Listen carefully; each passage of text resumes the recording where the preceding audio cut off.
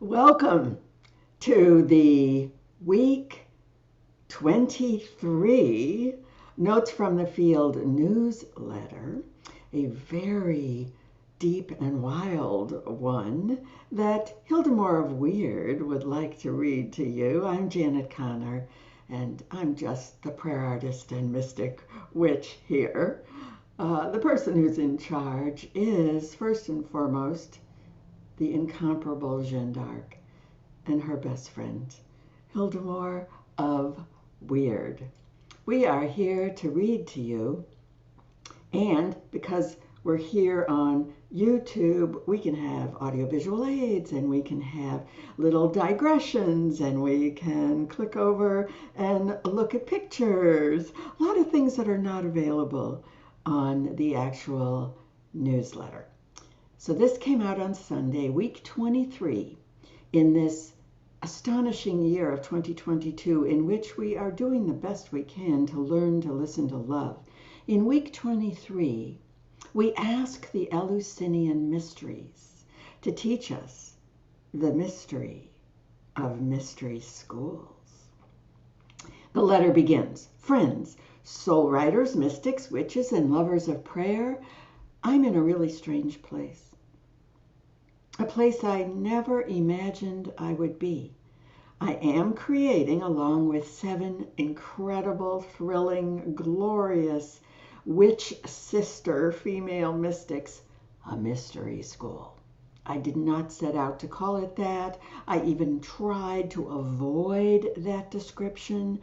I wrestled for weeks with how to describe this very deep mystical exploration, piercing the veil of time to receive seed medicines from 11 witches of the past, whose medicines prepare us to become the witch we have come here to be.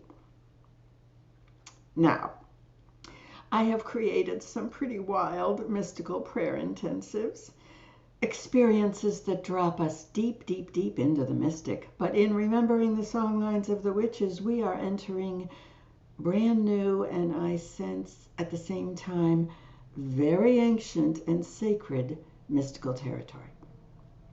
As you know from the last few Notes from the Fields, this isn't Janet's idea. This is a command performance requested by Jeanne d'Arc. And from the moment Jeanne crashed, and I mean she crashed, into Suzi von Menzenkamp's meditation room in Ireland, Jeanne said, this is a mystery school. And she rambled on something about 12 moons, 12 witches, 12 seeds, 12 shadows, and it all ended up with this word, initiation. So Suzi and Emma Kupu-Mitchell and I met every single week, starting in the beginning of January, to try to figure out what Jeanne wants us to create, what people will experience, because nothing like this has ever been created before, how to describe it, and minor detail, what to call it. Now the name, remembering the songlines of the witches, that came pretty fast. I think we were in the middle of our maybe second meeting, and I said something about how the teachings of the bees might help us. I said that, and suddenly the word songlines popped out of Emma Kupu-Mitchell's mouth. She was as startled and surprised as Suzi and I were, but the minute we heard that word, songlines, although we didn't know what it meant, we knew, songlines, yes, this word is critical. Now, each of these 3 evocative words in the name, remembering the songlines of the witches, is a deep dive just on its own. Because these 3 words are not normal. They are not words people use in their regular or even mystical conversations.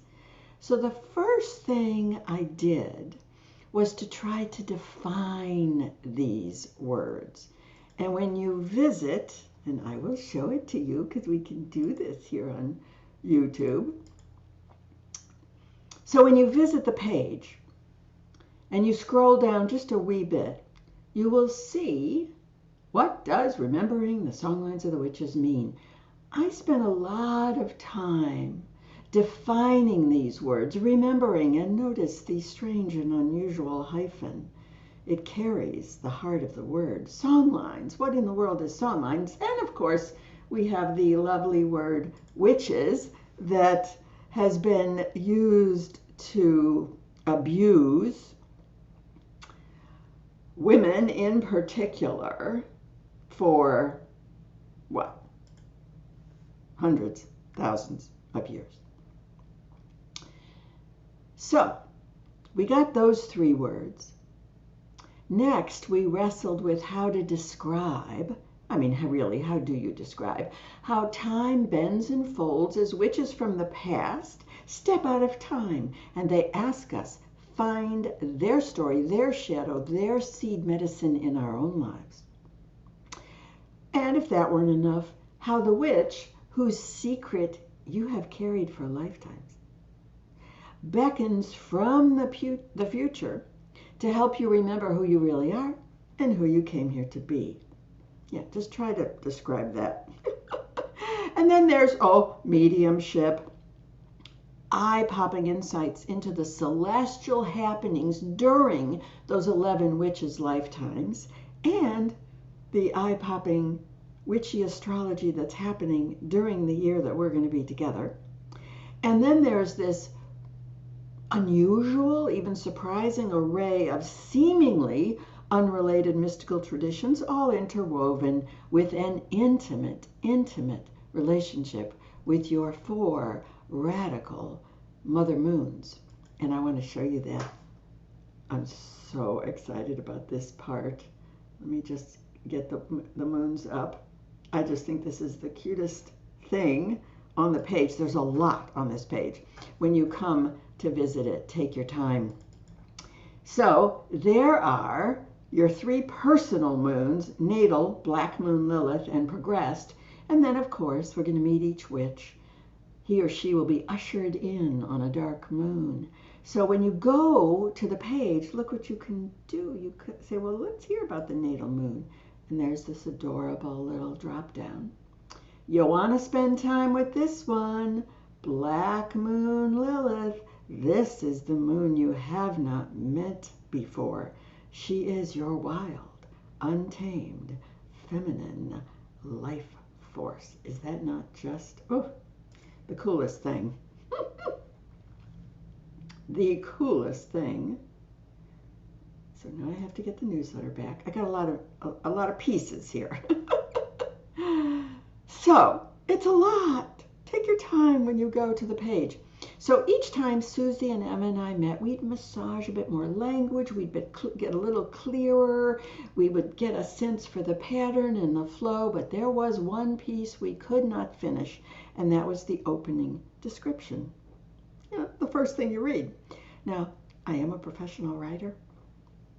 I am ashamed to admit how long it took me to get this opening description done. So I'm going to show it to you because I am really proud of it. So read along. So what is remembering the songlines of the witches? It's the first thing you'll see when you come. There's the beautiful mirror of memory. I think I'll do a notes from the field about it next week or the week after. But here's what I struggled so hard to write. What is it? A radical. Oh, I knew that. Yep, radical. Time looping. Yeah, we're time looping. 13 dark moon. We got that because it's 12 dark moons, one for each of the 11 witches, one for yourself. And then there's going to be a closing ceremony on the 13th dark moon. And 13 is the number of the sacred feminine, the witch number. So, of course, it has to be 13 dark moons. But then catch the next big phrase. It's a mystery school. To remember and be remembered by the medicines, prayers, and songlines of 11 mystic witches from the once was, who come forward now to prepare you to remember and be remembered by the 12th witch, she who has waited for lifetimes in your not yet. It's she who is beckoning, she who has been tapping on your heart. She's calling now. Come, let us walk our moons together. Come, let us sing the songlines of the witches. Come, let us remember who we really are. I'm very happy with that. But, oh my goddess, it took a long time. And it was because of that first line, that phrase. I did everything I could to avoid calling Remembering the Songlines of the Witches a mystery school. Because it sounds pretentious, don't you think? As if Suzi and Emma and I have a grasp of the mysteries of life that we will somehow pass on to you. Or that we are your teachers' school. School sounds like an education with teachers at the front of the room and tests and grades and degrees. No, no, no, no, no. So I kept calling it a deep mystical exploration, and that is accurate. Songlines is a radical, deep, and vast, wide and deep mystical exploration, but that isn't what Jen called it. So I'd go back and forth, typing in mystical exploration, erasing that, and writing mystery school. Finally, we're at the deadline. 5 months of work. It was time to sign off on this whole rich, gorgeous, I'm so proud of that landing page, so we could open the doors and invite you, the 108 Hex Maidens, to gather under the summer solstice sun and begin. So I returned to Jen. If the greatest mystic witch of all time wants us to call this a mystery school, well then you know what? Ready or not, it's a mystery school. And yet I confess I still felt some trepidation. Until I felt her nudge me, go get Demetra George's Mysteries of the Dark Moon. This book changed my life. It opened my eyes to the beauty and the wisdom of life long, long, long, long, long before patriarchy. A time when, we looked up to the moon for guidance and direction. And what is the moon's greatest teaching? What is her greatest teaching? Why, it's the endless rhythm of life, death, and rebirth. Look at the phase of the moon. Life, death, and rebirth. And this is a truth that is anathema to patriarchy. In this incredible book, Mysteries of the Dark Moon, Demetra George talks at length about the Eleusinian Mysteries in Greece. Now, I have read this section. If Hildemore will let me, I'm going to show it to you. I don't know that you can see that. It says the Eleusinian Mysteries, and it goes on for, a dozen pages. She writes at length about the Eleusinian Mysteries in Greece. I've read this countless times, but this time, with this question about mystery school ruminating in my heart, this time, as the words washed over me, I could not miss the striking parallels between these most ancient mysteries and remembering the songlines of the witches. So, I think I'm going to show it to you as I read it to you.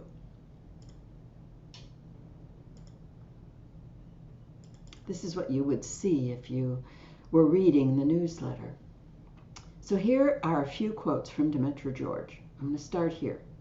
The Eleusinian Mysteries were the ritual enactment of the story of, birth, death, and renewal. They were performed, now look at this time, from the 14th century BCE until the 4th century in our current era. That's just about 2,000 years. Aha! The goddess-centric truth long before the emergence of any patriarchal religion. This is where I want to go. This is what I want to remember. She writes, the rituals addressed humanity's fears and concerns about death. The mysteries were essentially an emotional experience that gave people hope for the future. And then this is Janet speaking. You can see the difference between the quotes in italics and me. Yes, that's Janet. Wash away that oppressive teaching about your one life that ends with reward, or more likely, punishment. What is it with patriarchal religions? They are obsessed with judgment and suffering. Ugh, punishment. I so want to remember the deep, deep knowing, the goddess-centric knowing, the pre-patriarchal knowing that we return and return and return. And hope, that word, I have been ruminating about how accepting these 11 gifts of the witches turns us into living embodiments of hope. We are here to bless one another with love and grace and the sweet hope that we can live together in a post-patriarchal world filled with reverence for all life. Now, a key word and image for the Eleusinian Mysteries was seed. And you'll discover this is like an essential word in Songlines. The seed of grain contains the secret of life in its invisible and visible forms. My heart was just singing. It was pounding as I was reading this, because Songlines is not about anything you learn, although, my goddess, you will learn so much. It's about the seed medicines you will receive from the 11 witches. These are the seeds you have longed for your entire life. Listen to this. The cult of Eleusis satisfied the most sincere yearnings and the deepest longings of the human heart. The initiates returned from their pilgrimage to Eleusis full of joy and happiness, and the fear of death diminished, and a strengthened hope of a better life in this world of shadows. That is exactly how I hope and I know we will feel next summer solstice after completing this mystery school. We will return to our lives wherever we are around the world, and the people joining are around the world, full of joy and happiness, and the fear of death diminished, because we will be filled with a strengthened hope we can create a better life. Yes, we can. We must, in this world of shadows. In page after page, I was surprised to see words and images that are central to Songlines. Now take this one. Myrtle? What? Who knew? I was so surprised to read this, that initiates were crowned with wreaths of myrtle. Now, why did this word pop up off the page? Because Emma and I had just finished recording a rather thrilling bonus video on the sacred anointing oil that Mary Magdalene has dictated for Songlines. And 10 guesses. What's in it? Mary Magdalene told us there are 3 unusual essential oils in this. She calls it the Oracle Elixir. Myrtle? She insisted on myrtle being in there? Okay.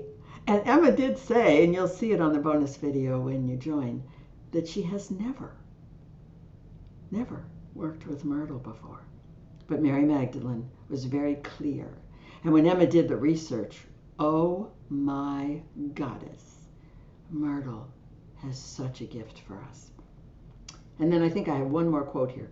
She even talks about this most elusive word, initiation, right? When Suzi crashed into, when Jen crashed into Suzi's meditation, she said it ends with an initiation. But she said there's no test. Your commitment is the initiation.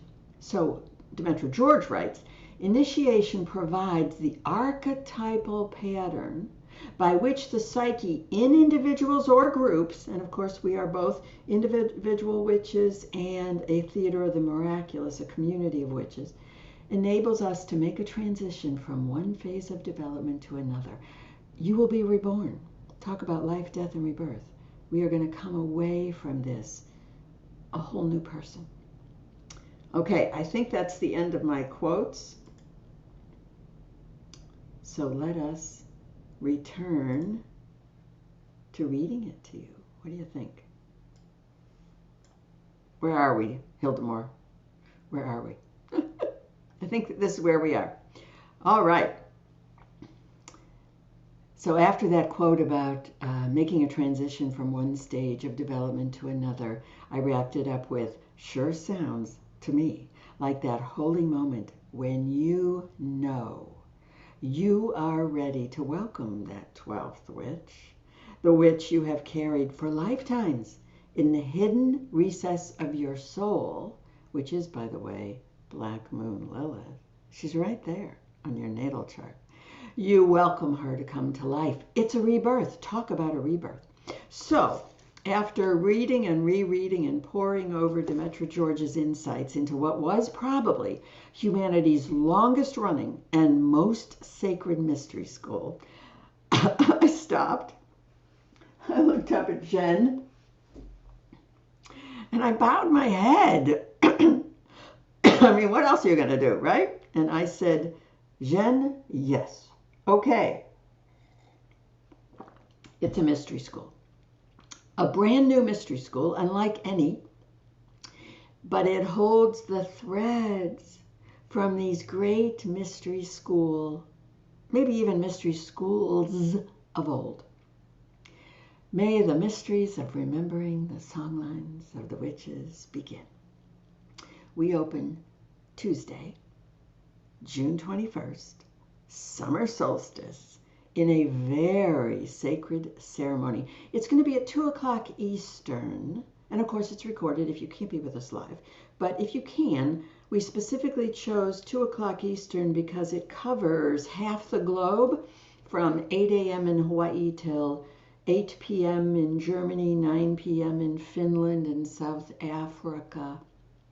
Sabin Bailey and Kahulahela will conduct it and open us in prayer. And you know what I'm going to do? I want to show it to you. I am going to lead us